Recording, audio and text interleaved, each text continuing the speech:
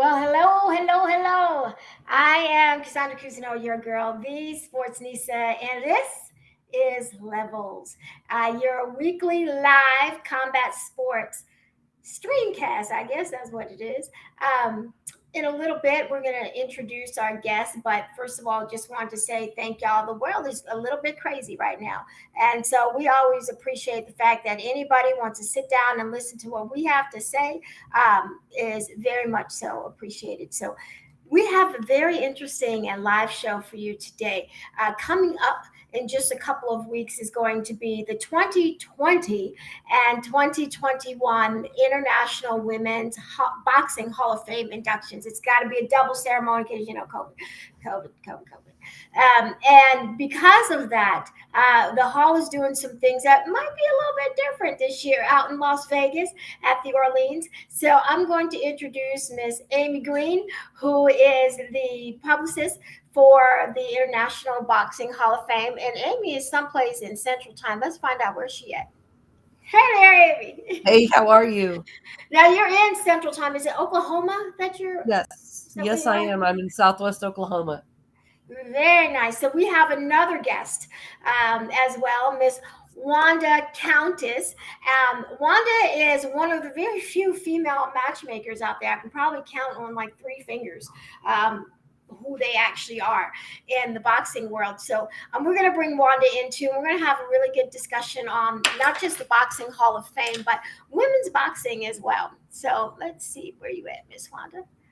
Hey, so we actually have the whole country represented. I'm on the West Coast. Amy's in the middle of the country, and Wanda is kind of in the panhandle, kind of ish, in Florida. So we're on every single time zone. That's how women do, right? We do it all. We did. So, Amy, let me start with you. Tell me about the Women's Boxing Hall of Fame, what it aims to do, and when is the next induction? The next induction is in 2 weeks. Time's flying. It's going to be August 14th at the Orleans in Las Vegas. There will be 24 inductees due to the pandemic. We're including 20 and 2021. It was created by Sue Fox, who created the Women's Boxing Archive Network, known to everybody more or less as WBAN.com. Mm-hmm. So it's an international Hall of Fame, correct? So there's not just International fighters from the US. Boxing, yes. Anybody coming from other countries to attend the ceremony? Not due to COVID restrictions, but they have previously. How are you going to handle that? Like, will they be on screens, or are there pre-recorded acceptance? Wanda, has Sue given those details out yet? Can't hear you, ma'am. Can you hear her, Amy, or is it just me? I'm sorry. No, Sue has not given us that information as of yet. However, we know that there will probably be a mask mandate. Of course, yeah. Yes. So we are just playing it by ear right now with all the things that are changing in the world. So we're just playing it by ear. Yeah, it's August 14th, correct? Yes. So the governor actually just issued a mask mandate for Clark County. So yeah, folks, get you a mask that matches your outfit. Of course. Absolutely. Wanda, tell me your role with the Hall of Fame and how you got into boxing. Well, I got into boxing in 2003.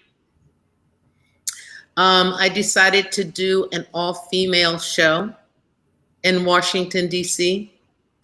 Someone told me that I couldn't do it. And I said I could. Why did they tell you? Because at that time, it was a male predominantly sport and wasn't a lot of women. They only knew about Layla Ali, Christy Martin, those kind of things. There weren't a lot of women doing matchmaking at that time or promoting. So I decided, you can't tell me that I can't do it. So I'm going to do it. The crazy part about it is my first show, I did not have enough. Someone got sick and had to pull out. So I had paid for everything. I had bought 2 girls from Sweden in to be on the show, and the show didn't go. So at that time, I lost $25,000 right then and there. Oh, I thought you were going to say then you decided to fight. Because 25 G's on the line. I'll take the earrings out and we figure it out. Yes. So I decided, I talked to the owner of the club at that time, and he said, "How long does it take for you to do this all over again?" I said, "I can't do it again. I can't afford to lose that kind of money." And he said, the club will promote it for you. And in 3 months, no, I'm sorry, in 3 weeks, we got things together. The following month, we had the show, and it was a success. That was the start that I knew this is what I wanted to do.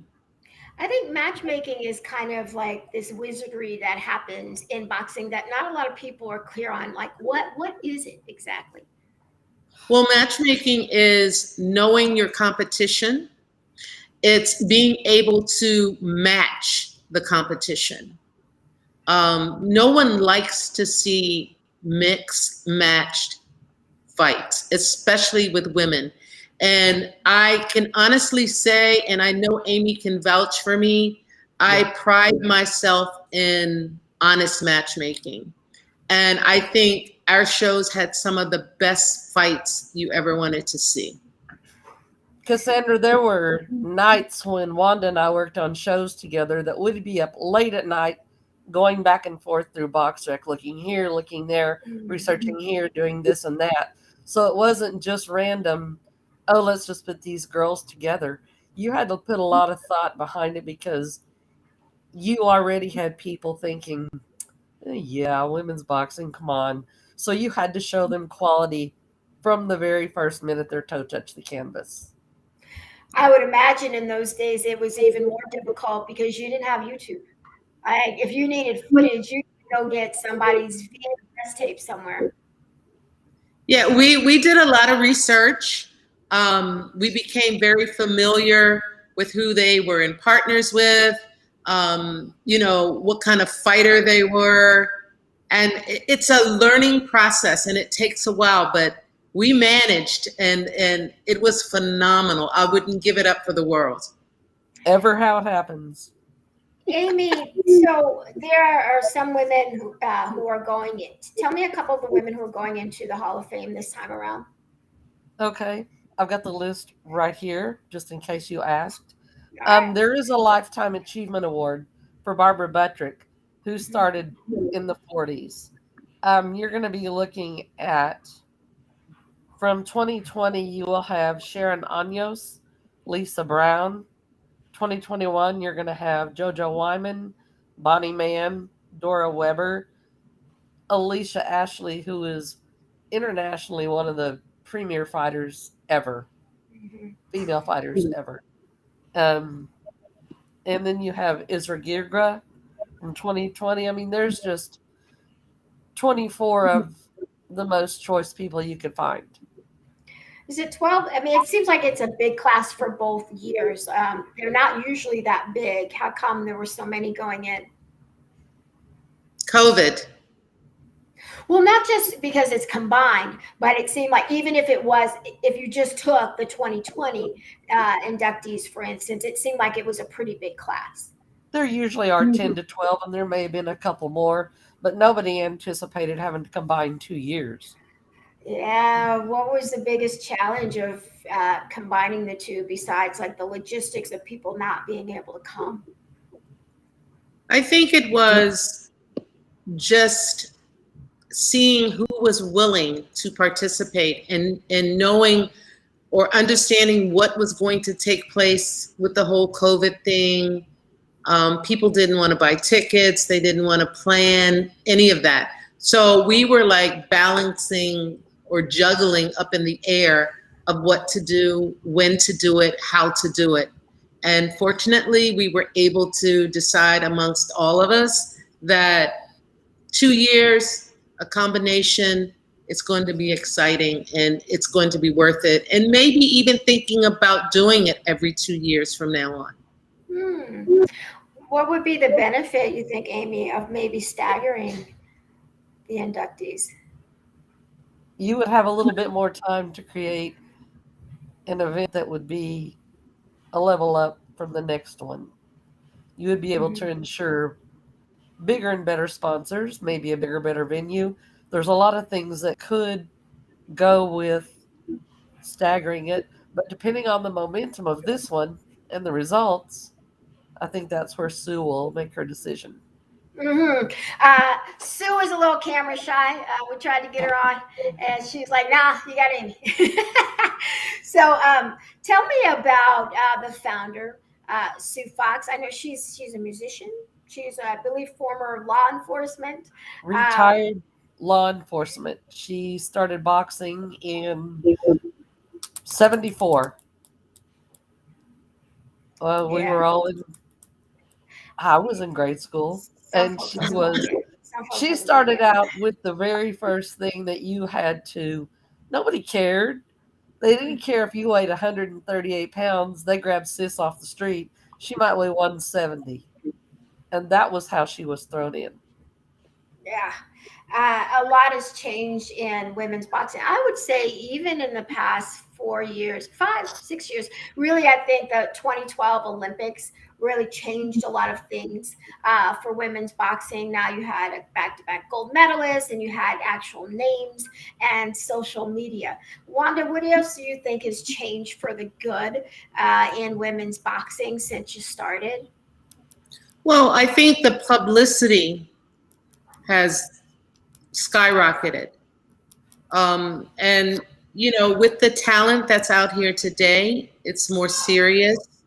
The price tag has grown. Hmm. The money is, and Clarissa Shields, she set the bar for the money. People are going for the $20,000 fights, and that wasn't heard of. Still too So low. I'm sorry. It is still too low, but Yes, but we've come a long way. yeah. We were at, if we got $2,000, $3,000, 5,000 was reaching for the sky. But now when you say 25,000, 50,000 for a woman, I love it. How does that get split up, Wanda? So let's say you have to pay a fighter $2,000. Who's she paying? She's paying her trainer. She's paying her cut man. She's paying anyone who helped along the way. She's paying her taxes if she's smart. Yeah. And she's paying for a lot of things that happen in training for maybe those 2 months, 3 months. She's in charge of taking care of all of that. So you kind of have to be a business person as well to be a professional athlete, especially a boxer, right? Because everybody depends on you. Exactly, exactly. And the one thing that I do, I hate the fact that a lot of the fighters are not business people. They rely on other people to handle their finances. And I just really think that there should be some kind of class for women anyway. Well, boxers, period. Period. I hate the fact that fighters go into a ring and risk their life and they are broke Mhm. in 10 years. There are a lot of fighters that made millions of dollars and they file bankruptcy or they're broke. People don't understand this is not a lifelong career. It could be stopped with any punch. Especially what we saw with COVID, people weren't able to get a fight. And so you had boxers picking up any job that they could land, landscaping, yard work, working down at the supermarket, whatever they could. Uh, Amy, you mentioned the fact that pay equity is still not what it needs to be. Clarissa might command 500,000 to 800,000 for a fight, but most women are not. And what's happening is they're finding other ways to make money, whether it's off of their brand or it's in MMA. What do you make of the crossover fighting, and do you think that it can be sustained?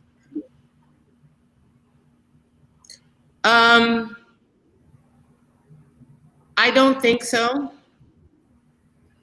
And the reason that I don't is because you have to be some kind of special woman to fight without those gloves.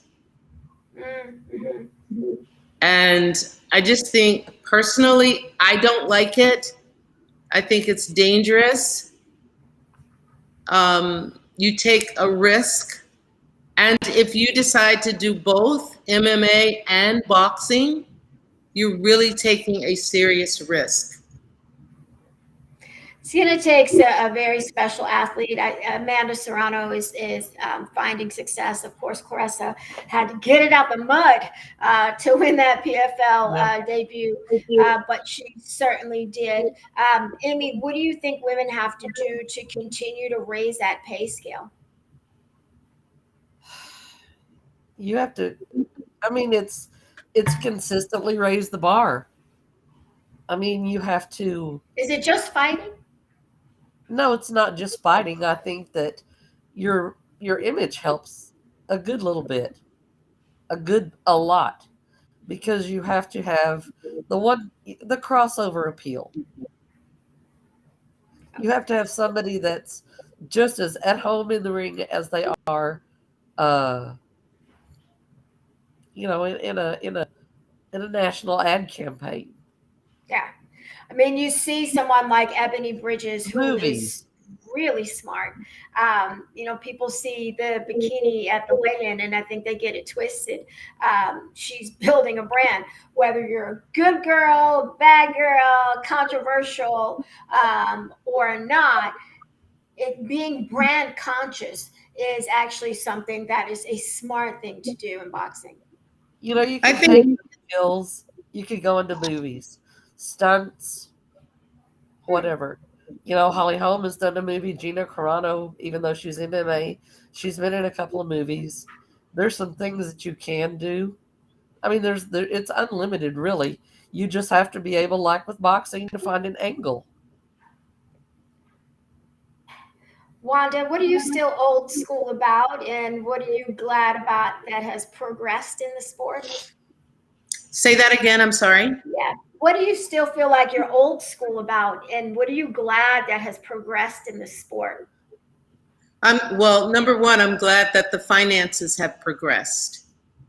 Just not a lot, but they have progressed. Old school, I like equal competition. Hmm. You don't think that's happening as much nowadays? No. Why do you think that is? I just think it's a lot of people, because they're not getting work, they're taking whatever. Hmm. And to me, it's diminishing the sport. Are they taking whatever? You know, People get really uncomfortable with the term fighter development. We have to develop fighters. You can't take fighter from one fight and then put them in with somebody who's had 37 fights. It doesn't make any sense. But there is a logical, and I would argue that what happened with Deontay Wilder, for instance, is like there was fighter development. People want to call it tomato cans, but you got to see what you got along the way. So, is there fighter development happening, or is the matchmaking such that you want to make sure that your star or the A side continues to look good? Well, I think it's a little of both. You want to make sure your star continues to look good, but you also don't want the crowd to be unpleased with the talent. Mm-hmm. The crowd likes for the underdog to be a little good. They don't want to see a tomato can, especially with the women. They don't want to see that. They love a good woman's fight. I want to see some sort of a healthy scrap. That at least first people were uncomfortable with just even watching women getting hit, but now they want them to get hit a lot over and over again. Do you think we're going to see 3-minute rounds? I hope not. How come? I I go back and forth on it. I mean, I know that Wanda and I have witnessed some matches that she'd made that 30 more seconds, there could have been a belt around somebody else's waist. Mm. So there's the what does that extra little bit of time do for you? But also, what does it not do? Because there's urgency. You got 2 minutes. Women have to make more happen with less. And that is exciting. What about you, What Wanda? what I say about that is I think we should have 3-minute rounds. Because if we want to fight to get the same money, then we got to do the same things. We just have to be good at it. So that requires more training, more studying, knowing your craft, and picking your battles. But in order to stand toe to toe with this sport, you have to be about the sport. So whatever they're given, you have to give it and Yeah, take they're it. definitely going to have to pay more. You can't pay women the same for a 3-minute round as you would for a 2-minute round. I can't imagine, anyone really willing to do that. So, but I see. So our next guest is actually waiting to come in. But before I let the two of you go, I want to ask you really quick: who's next in the Hall of Fame? Who's on their way? It's kind of hard. I've been in the position of the vice president of the Hall of Fame, and I have been watching the women very closely. It's hard. The pandemic has really hindered a lot of people's careers. So I don't know if people are going to continue or stop because they haven't been able to do anything for the past year or the past 2 years, some of them. So we get older, we lose our zeal, I don't know. It's hard Amy, to is there a name that's standing out for you? Or a couple? think she first. There you go. As potential Hall of Famers, Amy, every time What? I think somebody is going to come, they have another fight. Yes, that's true. Chevelle Hallback, she's getting ready to Yes. fight. Chevelle Hallback is probably should be a Hall of Famer, but she has a fight the week before. She is definitely, absolutely a candidate, hands down. Doesn't matter what level of competition. She's always been a top tier. I think so. There are a couple that stand out for me. Certainly, Clarissa Shields is going to have to be in there. Amanda Serrano, and then the woman we've got coming up next is just starting, but man, she's got all the fire, and that is Sinisa Estrada. So before I bring her out and let you two go, please one more time for me, Amy. Tell me when the International Boxing Women's Hall of Fame event is, and where can we get some tickets? www.iwbhf.com for ticket info. You're going to start at 5 p.m. Saturday, August 14th at the Orleans in Las Vegas. Definitely appreciate the both of you. I'm going to see you when y'all get to Vegas. We'll be there. And most of all, really appreciate the work that you've done, being pioneers in the sport and really just holding it down when a lot of people found it easier to walk away. You didn't. You dug in and you fortified the foundation. So, Wanda, thank you very much for all that you've done. And Amy, thank you very much. Amy's behind the scenes on a lot of stuff y'all just don't know. So we shout out your name quite a bit on this show. So thank you. Stay behind. Come back. We'll be talking to you soon. Take care. Ma'am. Thank you so much for having us. Thank you. We'll see you. Bye now. And like I had said, we have someone who I think is making her case very early for being part of the Women's Boxing Hall of Fame. She's got a little bit to go in her career, but man, she's starting with a whole lot of fire. Let me bring in Sinisa Estrada. Hey! Hi, thank you for having me on. How are you? Oh, thank you for coming. Now you're on the West Coast, right? You're in California Yes, California. today. Okay, I know you've been traveling a little bit, so Yeah. um, so happy to have you. I was just talking with two representatives of the International Women's Boxing Hall of Fame, and we were talking about women who made their case already. And I put your name in there as someone who's making their way into the Hall of Fame. Is that one of your goals right now? What do you focus on? Yes, definitely. I feel like that's something that would mean the world to me when my career comes to an end. Being in the Hall of Fame, that's I'm fighting for legacy and for for greatness. So it's definitely something that I would be honored to be included in one day. You won the world title earlier this year, then you came back in June to fight a tsunami. um, Yeah. literally, the fighter's last name is Tsunami. Why the quick turnaround? You know what? I came out of the my first world title fight, with no injuries, no sort of damage. So I told Global Boy Promotions, let's get right back in there. I'm ready to get back in there and for another world title. And I love working with Golden Boy, and they've been so amazing and so supportive, and just trying to do everything they can possibly do to make sure that all of my goals are accomplished, which is to be multiple world champion in different divisions. So our plan is to fight for world titles back to back or for unifications, and that's exactly what we're going for and what we've been doing this year. So I'll be getting back in the ring very soon for another world title. Golden Boy is one of the few promotions that actually has female fighters that it features. I mean, you've got Eddie Hearn, of course, and then Top Rank, sort of, kind of, as well. When you were looking to sign with a promotion, did you have that conversation with them? Um, yeah, you know what? I remember going into my very first meeting when they were going to sign me, and they said, "You know what? Times are changing, and we have to keep up. We have to start signing women because women's combat sports is becoming a big thing, and it's. I think they just saw the change. They saw the change in not only sports for women, but um, boxing for women, and also they saw the change that it created in MMA and the movement.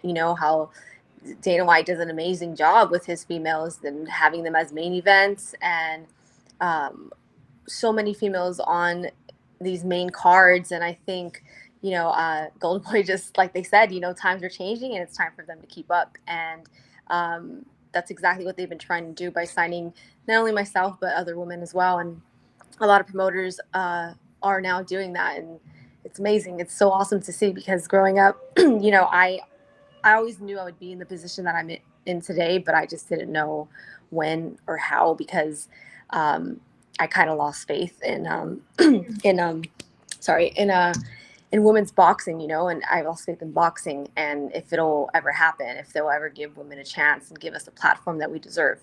So to see it all happening now is just the best feeling ever. Who was the first person who believed in you? First person, well, myself, of course. Like I knew from even before I started boxing. I started boxing when I was 8 years old, but I knew that I knew that I was, I guess you can say, destined for it. And it's just something that I've always believed in my heart and in my mind that um, I was born for this and that I would get to where I'm at today. But besides myself, my dad is my biggest supporter and someone who's always had faith in me and never allowed me to give up and never gave up on me as well. I bet there were times when maybe some other people wondered if this was the thing for you. How did you block them out? Yeah, I got that so many times, and I think just having belief in yourself and your vision of what your dreams and your goals are and what you want to accomplish. I was always just so sure about it. So, of course, at times it became very discouraging hearing people say that you can't or women can't do this or, we're never going to women are never going to be televised on and make good money, or that women's boxing would just never be a popular thing. So always hearing that kind of was discouraging at times, but I just kept believing and just kept fighting. You mentioned MMA. You keeping an eye on the sport too? You know what? Not right now. I mean, I love it. It's so fun to watch. But I just have so much to accomplish. First in boxing, I have a lot more bouts that I want to win. So maybe after my career, we'll see what happens. You staying at 105, or how's 108 look for you? I'll be willing to go back and forth to 105 or 108, whichever fight comes next for me.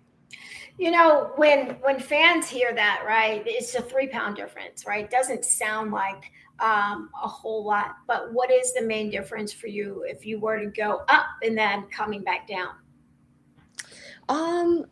It's not much of a difference. I mean, I would say I feel stronger at 105 just because I kind of have to try to make that weight, and like I fought at 112 pounds like many times.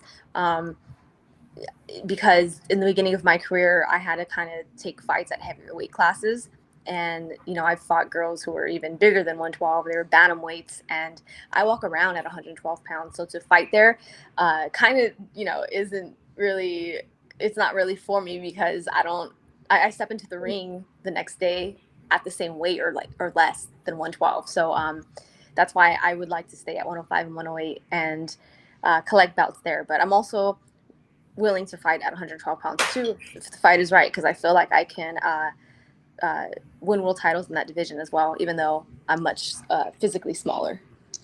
When you won the WBA title, Sergio Mora was going bananas on the broadcast. Do you remember what he said to you after you won? Oh yeah, he said that he was just so proud of me, and having the same trainer, he's seen me just grow as from a young girl into a woman, and seeing me from the amateurs to the pros, and seeing all the struggle that I've gone through. And, he's somebody that's always been there for me and try to help me as much as possible with my career. So I know that was a very special moment for him. And Sergio never gets emotional. He's like a really cold guy. So to see him get emotional was pretty cool. Yeah, he was super excited. You've had other opportunities in the sport too to actually be behind the mic and actually be part of the broadcast. Was that a natural evolution for you, or did someone approach you and you were just like, all right, let's try it?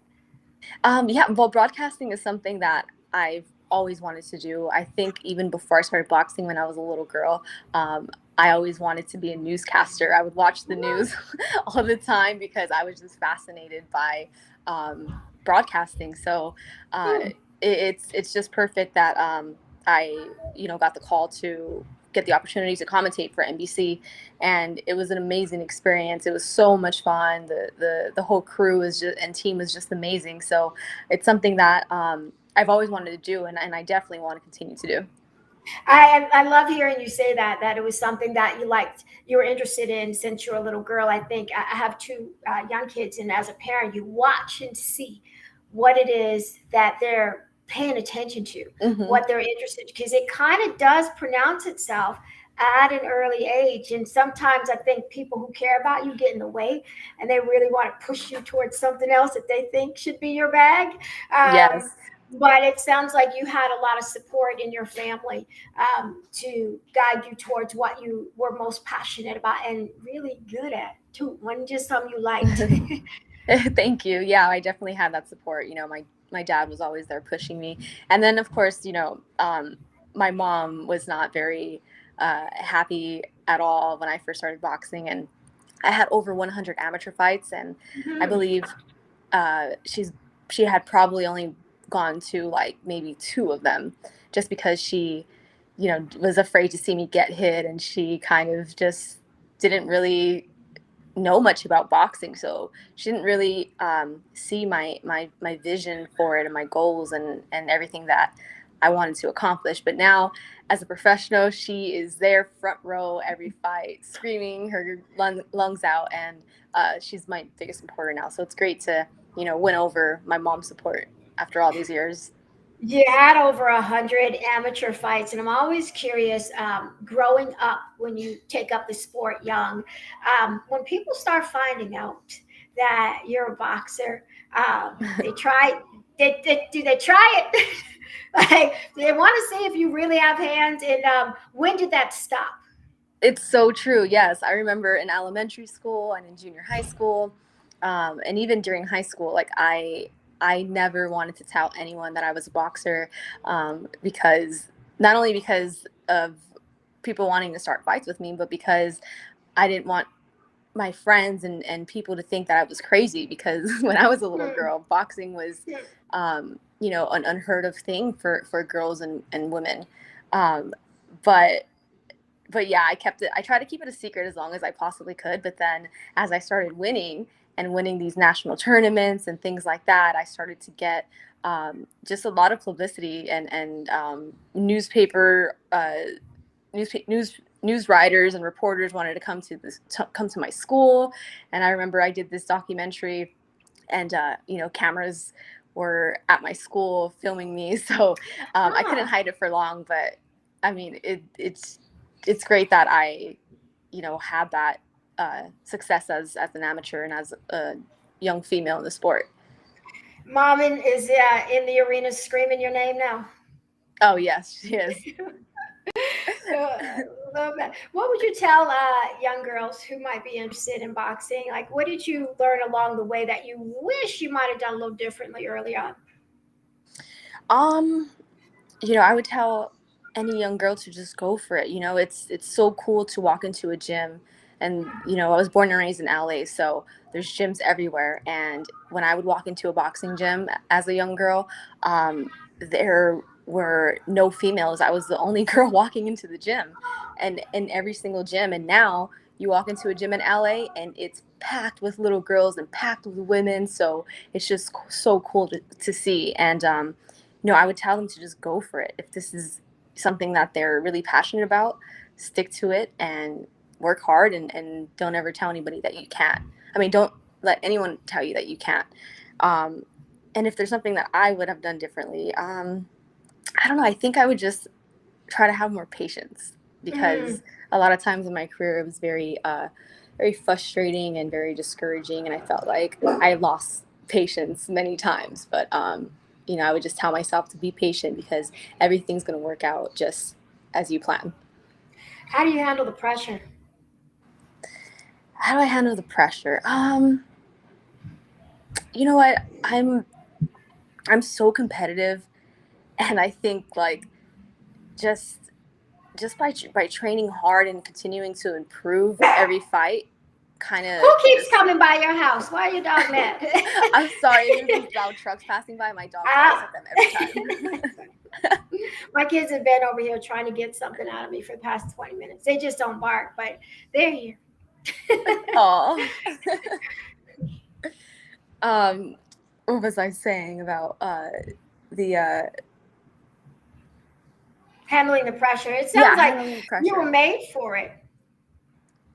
Yeah, I think so. I think it's just I don't know. I don't go into a fight, with thinking that there's so much pressure. I think that's like the first mistake a fighter can do, is going into a fight constantly thinking of the pressure of winning, the pressure of looking great. Like I said, I'm just so competitive that I want to work harder than anyone, and I want to make sure that I'm perfecting my skills. That way, when I step into the ring, I don't feel that pressure. I know that I'm 100% prepared and ready to do my thing. I was talking with Amy and Wanda from the Women's Boxing Hall of Fame about women's boxing making the transition from 2 to 3 minute rounds. Is that something that's on your radar? Does it matter to you? Oh yeah, big time. That's something that I really want to change. It's really frustrating, because there's a lot of women who don't want to go 2 minute rounds just because they like 2 minutes. I mean, don't want to go 3 minute rounds because they like 2 minutes better, because I don't know, maybe they feel like they're gonna get more tired in 3 minute rounds. And but what's the benefit? I would like Like, to do 3 minute rounds every fight. I feel like the benefit would be um, you're able to be more patient. You're able to use your game plan better and to set things up. And um, I think it'll bring more knockouts for sure in women's boxing. do you But like I train in said, 3 minutes? no, I train too, just because you have to get used to that time. It's a big difference, and so I do train 2 minutes, and every fight that I get, I try to make it 3 minute rounds. But I believe when I fought Ortiz, um, we couldn't because Texas does not allow women to go 3 minutes.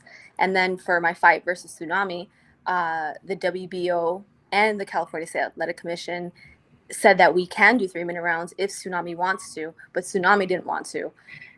She said she did not want to do 3 minute rounds, and like I even offered to pay her more money out of my own purse, and Golden Boy offered to pay her more money as well, and she still said no.